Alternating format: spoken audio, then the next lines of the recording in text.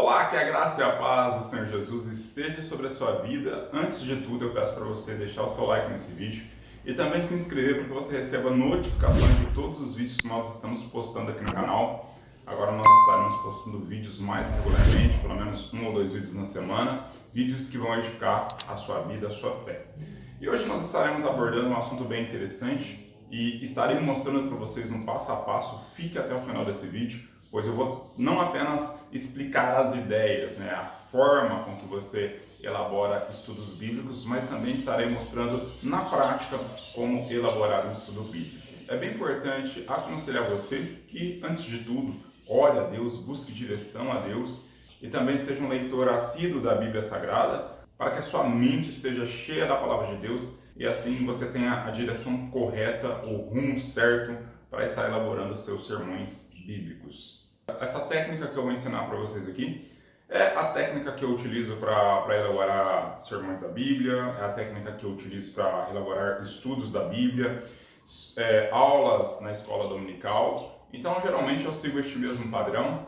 E para você que é professor de escola dominical, talvez um obreiro que dá estudos na igreja frequentemente, acho bem interessante você utilizar essa técnica de pesquisa, porque você aplicando ela, você vai ver que tudo vai facilitar aí o caminho para que você possa ensinar a palavra de Deus. Lembrando que a Bíblia mesmo recomenda que nós que somos obreiros da casa do Senhor, devemos ser aptos para ensinar a palavra de Deus. É uma recomendação de Paulo a Timóteo, mas uma recomendação que cabe a todos nós. Bom, então, primeiro de tudo, tem dois aspectos bem interessantes aqui antes da gente iniciar o estudo bíblico. Primeiro, a gente precisa definir o tema. Geralmente pode ser que esse tema seja dado, às vezes uma convenção ou então um congresso, eles estipulam um tema, mas caso o tema fique livre para você escolher, você precisa defini-lo. No meu caso, só como exemplo, eu vou definir um tema aqui que é o avivamento, certo? Avivamento. Depois o assunto. Por quê? Porque avivamento é um tema muito amplo. Nós podemos falar sobre vários aspectos quando a gente usa a base do avivamento. O avivamento no Antigo Testamento, o avivamento no Novo Testamento, avivamento na história da igreja, o avivamento reformado, o avivamento nos dias de hoje. Então, há várias e várias possibilidades relacionadas a esse tema. É um tema muito, muito amplo. O que é avivamento?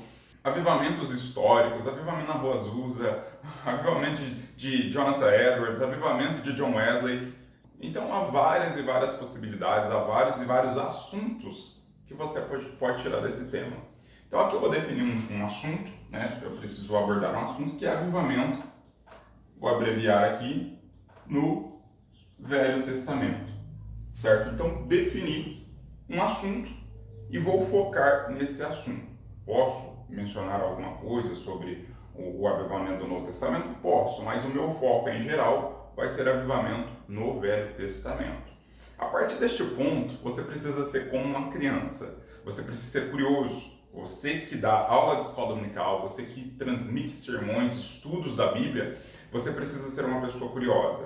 Você precisa fazer perguntas relacionadas ao texto, perguntas relacionadas ao assunto, para que você possa então ter informações mais ricas daquilo que você vai estar ensinando, seja para uma aula de escola dominical, seja até mesmo numa igreja. Então, por exemplo, aqui eu tenho algumas perguntas, poderia ter mais perguntas. O que é? No caso, o que é avivamento?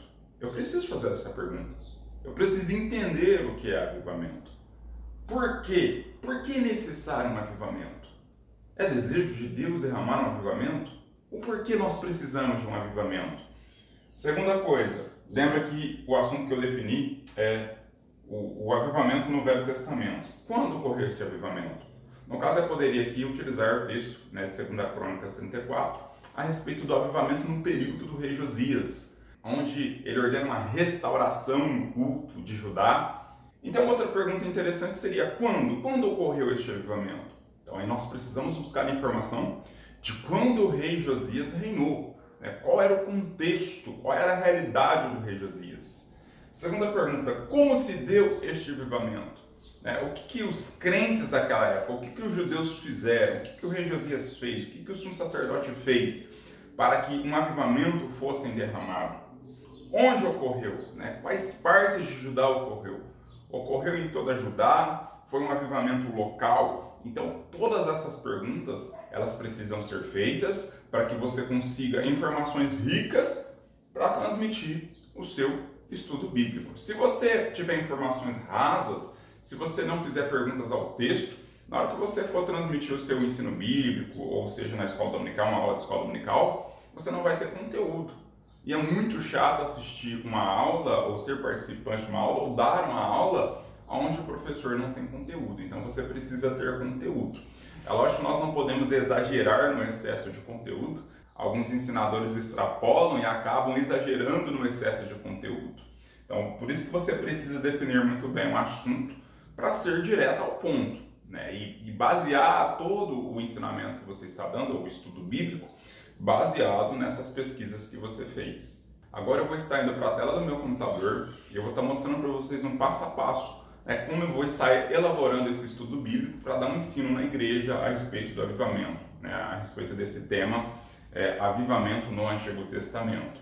É muito importante que todo estudo bíblico ele tenha a Bíblia como a origem, a fonte principal. E é importante também você ter um caderninho, né, geralmente após definir o assunto, fazer todas essas anotações, deixar essas anotações guardadas, porque caso não sejam aplicadas nesse estudo que você vai dar, futuramente você já tem essas informações guardadas. Não necessariamente num caderninho, mas até mesmo num bloco de notas no seu computador ou no seu celular.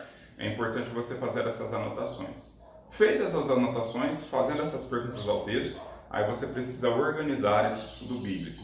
E é isso que nós vamos estar fazendo agora. Tá bom? Então, vamos para a tela do meu computador.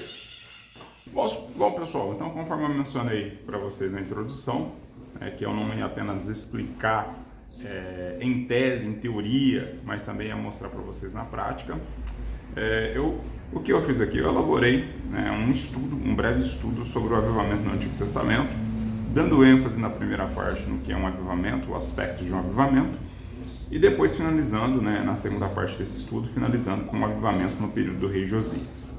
Então, o avivamento no Antigo Testamento, compreendendo a vontade de Deus, coloquei aqui um assunto, um título e um subtítulo. Então, vamos lá. O que é avivamento?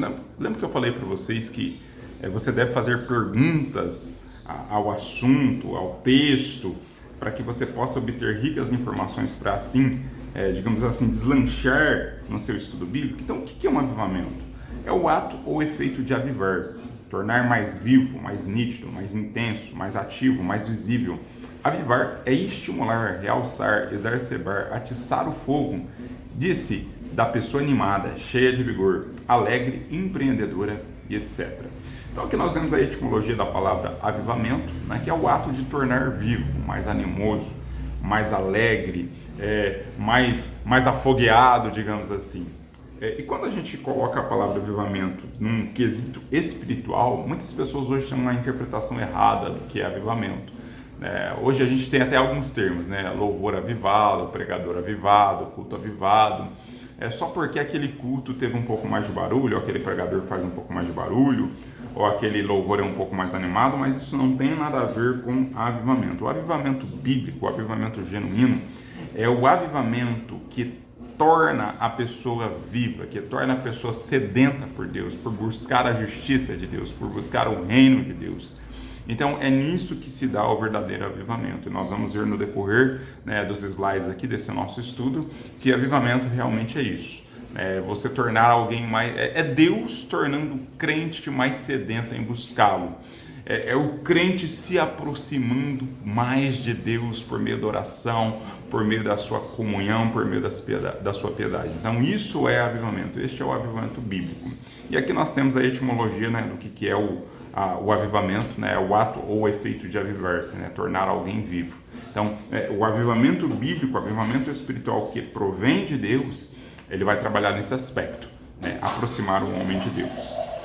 Então vamos lá, e como se dá um avivamento? Não haverá avivamento sem que os que já estão empenhados em buscá-lo o desejem profundamente, ou seja, é preciso que nós tenhamos esse desejo. O avivamento somente poderá tornar-se realidade se houver vontade de participar de um despertamento espiritual. E como sabemos se uma pessoa tem vontade? Por meio de suas atitudes.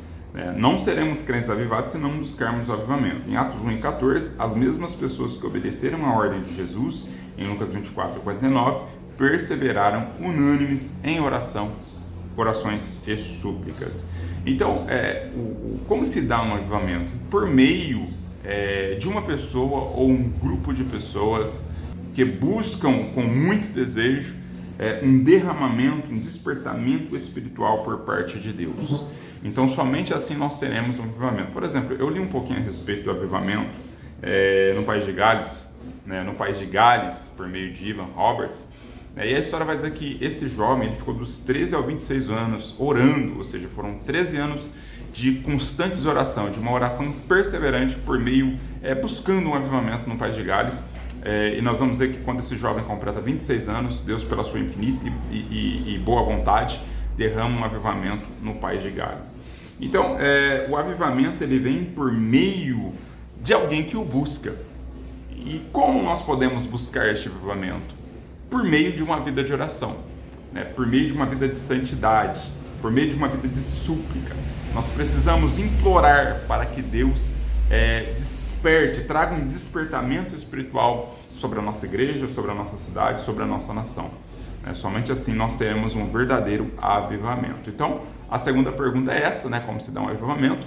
E se você estivesse dando um estudo bíblico a respeito desse tema, você já teria 2 pontos bem interessantes. O que é avivamento, explicar para as pessoas o que é avivamento, conforme vimos no slide anterior, e como se dá um avivamento, que é por meio de uma pessoa, um grupo de pessoas que buscam um despertamento espiritual, um avivamento espiritual. Partindo para a nossa terceira pergunta, a terceira pergunta que eu fiz relacionada ao tema, para que assim pudesse elaborar um estudo bíblico mais efetivo. Por que precisamos de avivamento? Por que nós precisamos de avivamento? É uma boa pergunta. Nós que vivemos os bastidores de uma igreja local, pastoreando o rebanho de Cristo, ou até mesmo sendo membro de uma igreja, observamos um preocupante paradoxo. Mesmo havendo declínio espiritual, há o crescimento numérico na igreja. As igrejas estão cheias, mas as pessoas estão vazias. Olha que colocação interessante. Igrejas cheias, mas cheias de pessoas vazias. Pessoas vazias do conhecimento de Deus, pessoas vazias da palavra de Deus, pessoas vazias de um compromisso com Deus. Estão vazias da palavra, do compromisso, da obediência e do contentamento do Espírito. Paul E. G. Cook afirma: o declínio espiritual nem sempre é refletido numericamente. Ele consiste numa retirada da vida espiritual verdadeira da igreja e pode até mesmo acontecer em tempos de aumento numérico. A solução para tal situação é o avivamento espiritual. Precisamos urgentemente de um avivamento e esse será produzido por Deus, mas deverá ser buscado pela igreja através da oração. Maurice Roberts diz: a oração suprema que a igreja precisa em nosso mundo deve ser por reavivamento. Então hoje nós temos igrejas cheias de pessoas, mas pessoas vazias de Deus. Igrejas cheias de pessoas, mas pouca palavra de Deus, ou nenhuma palavra de Deus, dependendo do contexto. Temos muito louvor, não que eu seja contra louvor, e pouca palavra, pouco ensino. Os crentes hoje já não leem mais a palavra de Deus. Os crentes hoje já não... As suas Bíblias estão empoeiradas, não há mais ensino. Você vai num congresso, um congresso pentecostal, por exemplo, já que eu sou pentecostal, de uma igreja pentecostal, a igreja fica abarrotada, mas nas nossas escolas dominicais, nos nossos cultos de ensinamento, as igrejas estão vazias. As pessoas não buscam conhecimento da palavra de Deus. E isso é uma ordenança bíblica. Examinai as escrituras, porque elas de mim testificam e hão de ter nelas palavras de vida eterna. O próprio Jesus dá essa recomendação. Então, nós precisamos de Bíblia, nós precisamos da palavra de Deus, pois é a palavra de Deus que gera fé em nós, é a palavra de Deus que gera vida em nós. Então, por isso que hoje nós estamos vivendo um esfriamento espiritual, porque os crentes de hoje em dia não têm palavra, são vazios de palavra, são vazios do conhecimento de Deus. Então, nós precisamos de um avivamento por causa disso. E para isso precisamos orar, para que Deus traga esse desejo, esse fervor nos crentes em buscar a Deus por meio da oração e buscar a Deus por meio da sua palavra. E aí vamos ter agora o exemplo. Se eu estivesse dando um estudo, eu já viraria a página, e daria o exemplo deste avivamento espiritual, como estava a situação, o que foi feito diante dessa situação e os efeitos das atitudes que o rei Josias tomou. Então vamos lá, quando aconteceu, se eu fosse virar a página. O avivamento no período do rei Josias. Josias ele era filho de Amon, que por sinal foi um rei ímpio, um rei mau, e que fez o que o Senhor reprova. e neto de ninguém menos que Manassés, que foi um dos piores reis da história de Judá, né? O rei mais perverso que Judá já teve. Ele tinha 8 anos de idade quando iniciou o seu reinado e reinou por 31 anos em Jerusalém. Então nós temos aqui um breve testemunho, né? Isso passou por volta ali do ano 600 a.C., sendo que o nascimento dele foi em 648, temos aqui algumas informações básicas. Então era um período de apostasia, já que o seu pai e o seu avô foram reis que não buscaram a Deus. E quando há uma liderança que não busca a Deus, quando há uma liderança que não se curva diante do Senhor, quando há uma liderança que não ora, quando há uma liderança que não tem conhecimento da palavra de Deus, o povo, a consequência é que o povo seguirá o mesmo caminho. E uma vez o povo seguindo o mesmo caminho, aí nós temos a certeza de um declínio espiritual, de uma apostasia espiritual e, consequentemente, o afastamento do próprio Deus para com o seu povo. Então, era assim que estava a situação. Vamos ver aqui alguns aspectos da situação no período em que o rei Josias atuou como rei. A idolatria. A idolatria ela era algo comum em Judá. Havia vários postes ídolos, havia vários altares para os deuses pagãos. Toda Judá estava tomada por este misticismo, pela idolatria. O templo do Senhor estava em situação precária, não havia palavra de Deus, não havia culto a Deus. O templo estava sujo fisicamente falando e espiritualmente falando. Os sacerdotes haviam se corrompido, os profetas haviam se corrompido. Então era um período negro na história de Israel. O culto a Javé foi desativado, ou seja, não havia mais culto a Deus, o culto bíblico, o culto que era estipulado, o culto que foi elaborado, estipulado pelo próprio Deus, já não havia mais. E nós vamos ver que era uma depravação total. Israel estava totalmente depravado nos seus sentimentos, nos seus sentidos. E nós vamos ver que a palavra de Deus ela estava perdida dentro do próprio templo, ou seja, ela estava esquecida. Vamos fazer um paralelo aqui, A palavra de Deus perdida dentro do próprio templo, ou seja, a Bíblia estava lá, mas não havia Bíblia no culto. A palavra de Deus escrita estava lá, mas ela não era mencionada. Isso é muito semelhante ao que nós estamos vivendo nos dias de hoje. Igrejas que têm culto, mas que não têm palavra. E muitas das vezes pode até mencionar a palavra, mas não como ela é, tiram ela fora do seu contexto, voltando às fábulas, voltando aos mitos, as fábulas judaicas, a teologia da prosperidade, a teologia da libertação, culto aos demônios. Então, tudo isso, irmãos, tudo isso não provém do Senhor. A palavra de Deus, ela deve ser o centro em um culto. É ela que vai gerar vida, é ela que vai nos levar ao verdadeiro conhecimento de quem é Deus. E nós vamos ver que o próprio rei não tinha ainda conhecimento das escrituras divinas, tanto que ele é apresentado o rolo da lei. E ele não tendo conhecimento, como ele poderia cumprir? Então, nós vamos ver que esses eram os aspectos, sem contar que havia ali sacrifício de crianças, sacrifício de relações sexuais para os deuses pagãos. Então estava uma depravação total, esse período onde o rei Josias dá início, dá o pontapé inicial do seu ministério. E aí vamos para a próxima pergunta, o que o rei Josias fez? Ele assume aos 8 anos, mas aos 16 anos ele começa então a tomar algumas atitudes. No 8º ano de seu reinado, Josias começou a buscar ao Senhor e a purificar a Judá e a Jerusalém. Depois derrubou os altares de Baalaíns e postes sagrados, esmagou todos os ídolos, reduzindo-os a pó, e despedaçou todos os altares de incenso espalhados por Israel. Então o que nós vamos ver? Isso está em 2 Crônicas 34:7, depois é até interessante você ler. Nós vamos ver que havia ídolos no meio do povo de Deus, e não é diferente nos dias de hoje. Nós vemos pregadores sendo idolatrados, cantores sendo idolatrados, ensinadores sendo idolatrados, líderes religiosos sendo idolatrados, ministérios sendo idolatrados. Então o povo se voltou contra o Senhor, o povo se voltou, deu as costas para o Senhor Jesus e estão adorando o homem, estão cultuando ao homem, e isso não é bíblico. A Deus toda a glória, só lhe deu glória, a Ele toda a glória. Então não é diferente o período em que nós vivemos para um período que o rei Josias atuou. E nós vamos ver que ele toma então a atitude de destruir esses altares, de destruir esses deuses, de colocar Deus no devido lugar, que é no centro de todas as coisas. O lugar de Deus é ser Deus. Deus ele não é coadjuvante. Deus ele não divide a sua glória com ninguém. Ele não vai dividir a sua glória. É lógico, respeito a minha liderança, respeito ao meu pastor, mas nós precisamos entender né, que Deus é o centro, né, que toda a glória deve ser dada a Ele. E vamos continuar a nossa leitura, mas ainda era preciso restaurar o templo, e no 18º ano de seu reinado, ele iniciou uma reforma no templo. E foi exatamente durante essa reforma que o livro da lei foi encontrado pelo sacerdote Uquias, né, isso está em 2 Crônicas 34 e 14, e aí nós vamos ver que a palavra de Deus havia se perdido, seus mandamentos não eram mais transmitidos e ensinados, e a falta do conhecimento da palavra de Deus gerava ignorância acerca dos princípios divinos, que gerava um estilo de vida sem um direcionamento de Deus, que culminava no total afastamento da vontade do Senhor, num círculo vicioso sempre crescente. Então nós vamos ver o que o rei Josias faz. Quando ele tem um conhecimento do livro da lei, ele traz novamente o livro da lei como centro dos cultos. A palavra de Deus volta a ser ensinada, a palavra de Deus ela volta a ser pregada como ela verdadeiramente deveria ser. E aí o povo passa a ter conhecimento da palavra de Deus, e tendo conhecimento da palavra de Deus, o povo agora poderia obedecer ao Senhor. Então nós vamos ver que é imprescindível esses dois elementos, oração e palavra. Vamos ver que Josias e também o sacerdote Uquias eram homens de oração, homens voltados para a oração. E através disso, da oração e também da palavra de Deus, eles conseguiram fazer com que o povo se voltasse para Deus por meio desses dois elementos.